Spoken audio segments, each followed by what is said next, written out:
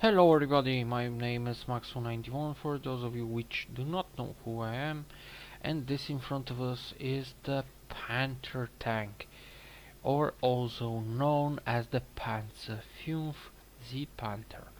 Now this vehicle was made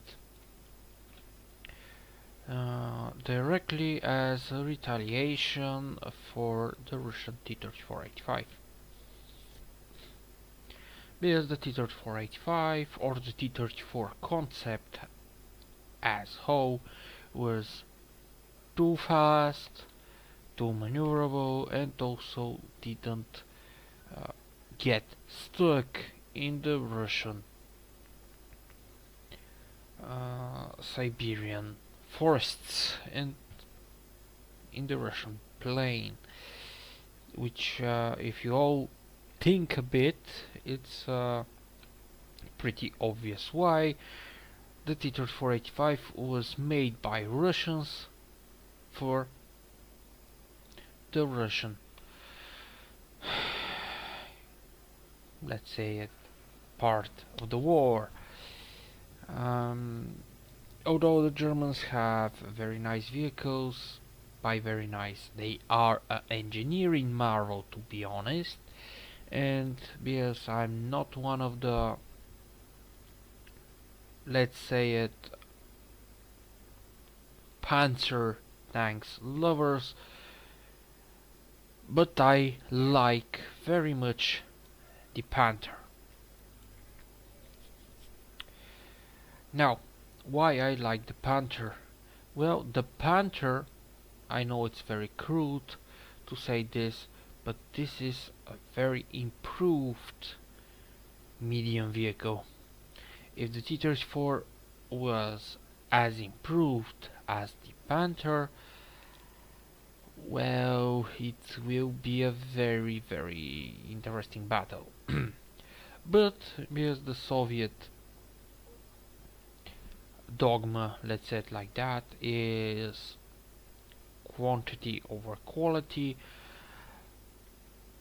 for every 5 Soviet T-34-85s which a Panter tank destroyed or knocked out, they were 25 more, and this is why the Panter couldn't stand its ground, because the sheer quantity of enemy vehicles.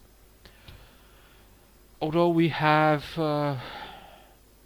German tank aces like Wittmann, which, well, let's say it like that, showed that even with the one vehicle you can deal very big amounts of damage.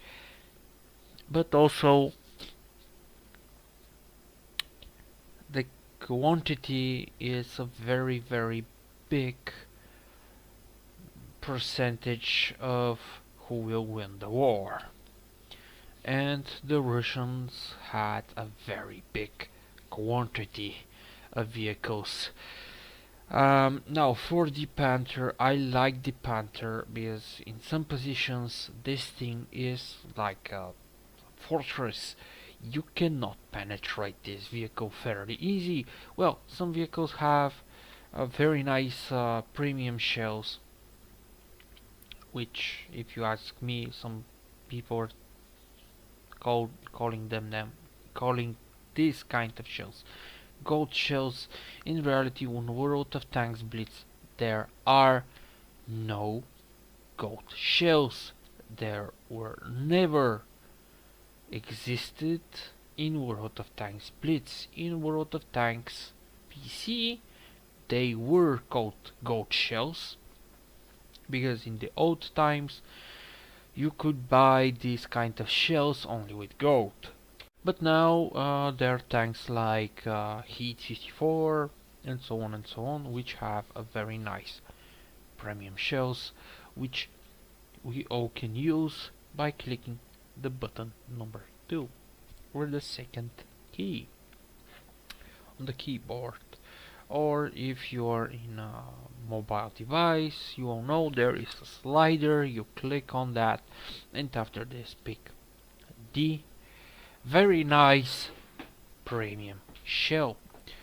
which in reality wasn't so premium, but we're out of tanks Blitz and we're out of tanks. So, some technical specifications, or all technical specifications to be honest, provided from Wargaming to us. Now for the hull, 85mm of frontal armor. If you ask me, this is a pretty nice amount of armor because the frontal plate is sloped. If your long range, or let's say medium to close range, is the better estimate, you can penetrate fairly easy the lower glacis. If you're too close and you do not have at least a 75mm gun, do not try, or a very long barreled 60mm. But I don't think here in World of Tanks there are vehicles with 60mm diameter gun with a very long like this gun. Other weak spots on not other weak spots on the Panter. I think the commanders cupola and hatch are very obvious. So yeah, and the machine gun port, but there the chances of penetrating this machine gun port are 50-50, because sometimes I am penetrated frontally through the machine gun port and sometimes I'm not. But let's say it like that: if you have 90mm gun, 120 to 100mm gun, you will penetrate the Panter frontally like that pretty easily. For the sights we have 50mm. If you ask me, do not try to fire here. Yes, this is a very big target, but if you have the gun, try to fire between the skirt of the tank and the tracks. Most likely you will be able to penetrate the vehicle, and also you will be able to damage some modules. I noticed that some times when I hit here with this long barrel gun, I got some ammo rack shots. So the ammo rack is located somewhere over here from this side. In the back, 40mm, and typical for German built vehicles of tier 7, 8, 9 and so on, which are fairly big. The back plate is sloped, but from down to up, which well, it's contra-sloping if you ask me, in perspective of the frontal armor plate, but this is only my opinion. 40mm thick, well, it isn't very thick. If the Panter is like this and you're behind him in this kind of position, fire up and you most likely will penetrate. And if you have a very big gun, fire with high explosive, the Panter will lit on fire. Now for the turret, 120mm thick frontal armored plate. To be honest, the armor thickness is very nice, but the angle it isn't, and fairly often I was penetrated from these angles here, and I think this is where you must try to penetrate the turret frontally of the Panter. In the sides we have 60mm of armor, which isn't very much, but because the turret is sloped in the sides, I think with some angling of the turret this vehicle would be a bit difficult to be penetrated from the sides, from some angles. But if the turret is turned like this is your perspective. Fire here, you will get most likely the gun. Fire a bit back and you will get the ammo racks. Here are located some kind of ammunition storage, so I would try again to fire here. For the back part, well, 60 millimeters again of armor.